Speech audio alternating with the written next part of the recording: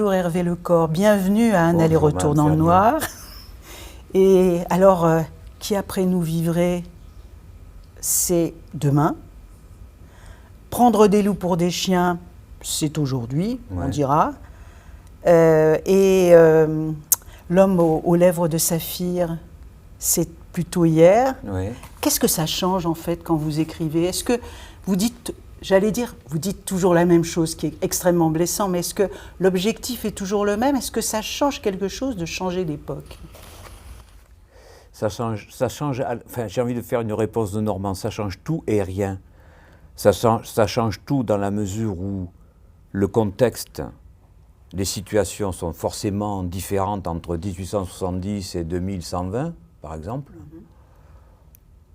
Dans un Paris insurrectionnel, j'arrive même plus à le dire tellement le mot est passé de mode. C'est juste.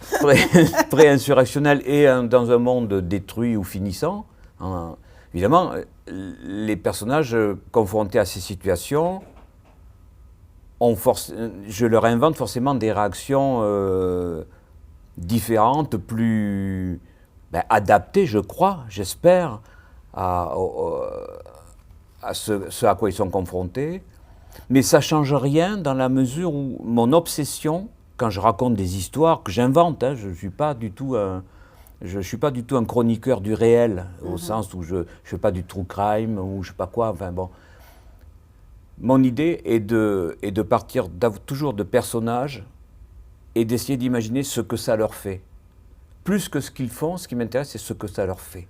D'être confrontés au Paris ouvrier de 1870, à l'aujourd'hui des violences ordinaires, qu'elles soient criminelles ou sociales, ou au demain, dans un monde d'une hostilité irrémédiable, quoi. Qu'est-ce que ça leur fait?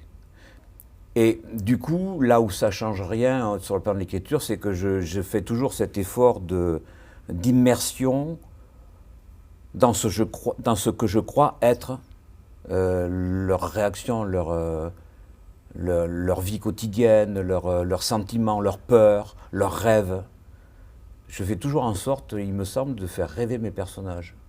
C'est souvent, en tout cas dans mes romans, que tout d'un coup, l'idée me vient de les faire s'endormir ou de les faire se réveiller à la sortie d'un rêve qui les aura bouleversés ou qui les aura fait, au contraire, s'échapper un petit peu.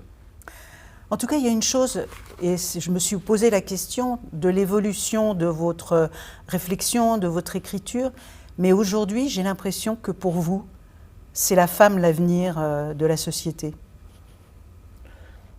Disons que j'ai pas envie là encore, j'ai pas envie d'assigner les femmes à ce rôle de transmission de la vie. Elles donnent la vie, ce sont des mères, ce sont des femmes aimantes. J'ai pas envie, je me méfie de ça en tout cas. Parce qu'en particulier dans Qui après nous vivrait, on pourrait accuser le livre de les condamner, si je puis dire, à ça, en plus du reste, en plus des sévices que je leur fais subir par ailleurs. Et en même temps, comme romancier, c'est vrai que on me croirait presque pas peut-être, mais je me sens beaucoup plus à l'aise avec le traitement des personnages féminins que les personnages masculins. J'ai l'impression que à la fois leur sensibilité, mais aussi la profondeur de leur réflexion, et aussi leur force de combat, me semble beaucoup plus proche de ce que j'ai envie d'écrire, quoi. Je sais pas, j'arrive pas à l'exprimer bien comme il faut, mais ouais, je suis plus à l'aise avec. Par exemple, quand elles sont violentes, mes femmes, si je puis dire, elles le sont vraiment, quoi. Elles font pas les choses à moitié. Et c'est une violence qui part des tripes et comme une espèce d'exigence profonde, viscérale. Et en particulier dans le dernier. Parce que justement, j'ai essayé d'en faire... bien sûr que ce sont des mères. Bien sûr qu'elles transmettent aussi de l'humanité, de l'amour, de la tendresse avec leurs filles, justement. Mais aussi quand il s'agit de livrer combat, Là, en revanche, elles ont les mêmes capacités de lutte, de combat, mais de combat physique, avec des armes, etc., que n'importe quel homme. Et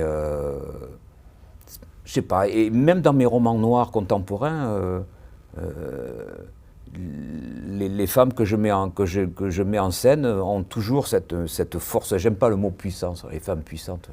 Le cliché radiophonique, là, ça m'agace un peu, mais elles ont cette vraie force, quoi, qui n'est pas encombrée des oripeaux du masculinisme, de la force physique.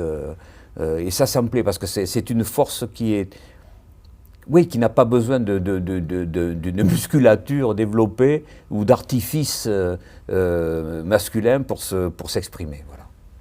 Eh bien, c'est une femme qui vous le dit. Merci Hervé Lecor. Et on va continuer à vous lire. Et puis, Qui après nous vivrez, comme vos autres livres, vient de paraître, enfin, est apparu depuis quelques temps déjà, mois, ouais. mais pas tant que ça, chez Rivage, fidèle à Rivage. Merci Hervé Lecor. Merci à vous, Madame Ferniaud.